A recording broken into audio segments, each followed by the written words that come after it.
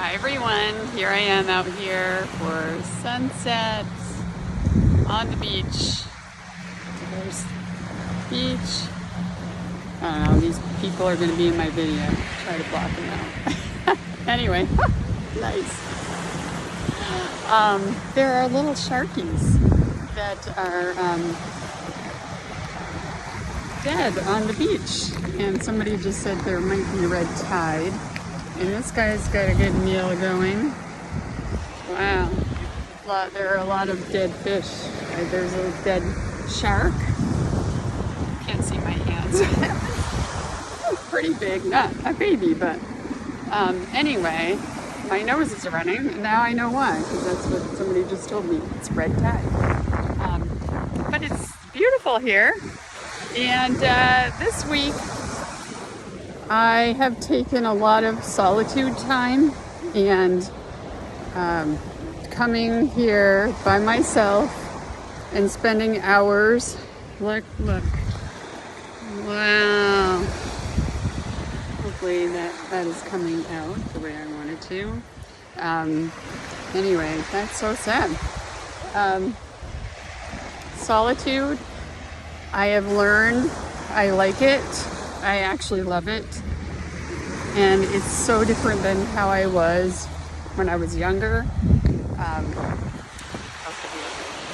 So pretty.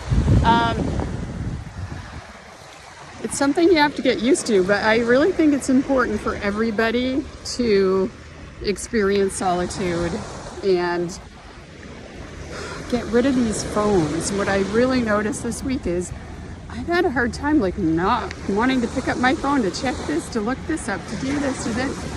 Oh my gosh. If someone texts me, all of a sudden I notice I'm starting to push the Instagram button after I'm done responding. It is so in us. And I don't like it. And so this whole thing, which I wrote about in the blog this week about taking responsibility, or not taking responsibility for things that aren't ours. This is an example of what we should take responsibility for.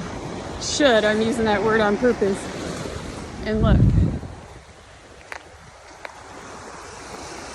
going fishing. So that is something that's really coming up, and I hate to admit it, but I'm admitting it to you guys. I took Facebook off my phone so that I would stop looking at that, which I have done. And I don't even look at Instagram that much anymore. It's the number of times I pick up the phone and what a distraction it is. So the idea of having solitude is that you have a steady flow. You have time. I'm listening to Robin Sharma in his greatness course this week. I've read his books for 30 years. And so just hearing some of these things, and he's talking about solitude, and I'm like, that's what I'm doing, and I love it. And how much better can it be when I just put the phone away, completely away? And what I realized is I do need to have an agenda for myself, but I needed about 3 days this time to unwind into the ability to just be without, where's this dog? Oh, what time is it? Oh, I need to get going. Oh, what about this thing, that thing? Take care of this.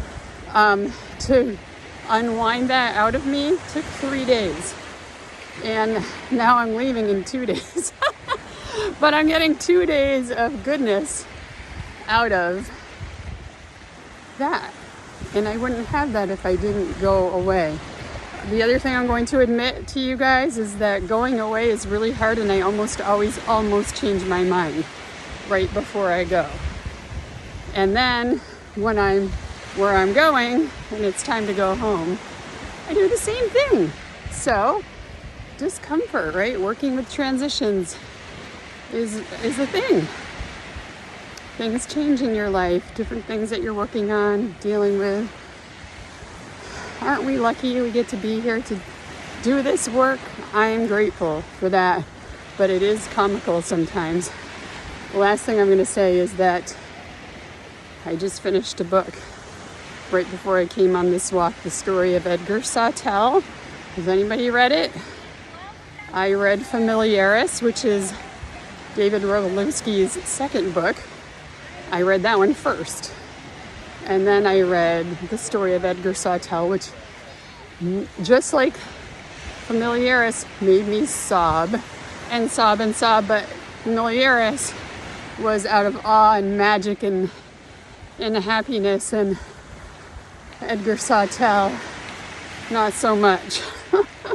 So I'm glad that I read them in the order I did. But wow, like I'm not going to talk about it anymore because I might start sobbing at you guys. But the emotions. And that's the other thing I find by getting into solitude. There's room for so much to come up. And it's uncomfortable, but Google the benefits of solitude. There's your video homework. And see that there's so much good that comes of just being quiet and by yourself. Okay, so the last thing I was going to say about solitude when I go away on retreats is that I like to be in solitude with other people around. So I'm not going to go into a cabin in the woods, remote, and be by myself with nobody. That just stokes my anxiety way, way too much. But see, I'm on the beach, there's people. I'm still keeping to myself. As a matter of fact, I'm silent most of the day, which is really amazing as well. So solitude and silence, and I don't know, there's just so much that can come up. But anyway, that's it. I just told you a whole bunch of stuff. I want you to read my blog this week about not taking responsibility, and then next week I'm going to talk about taking responsibility. If you've been reading my blogs and listening to me for a long time, you will not be surprised. I say a lot of the same things over and over again. It might be a different stage in my life, it might be in a different way, but I'm consistent. And this hairstyle is really crazy. So hope you enjoy this. Oh my goodness gracious. But anyway, thank you guys for watching. And I hope out of everything I just said, there will be one thing that will stand out to you that's important, that may intrigue you, may get you thinking. And above all else, I am happy that I get to share the sunset with you. Have a great week ahead.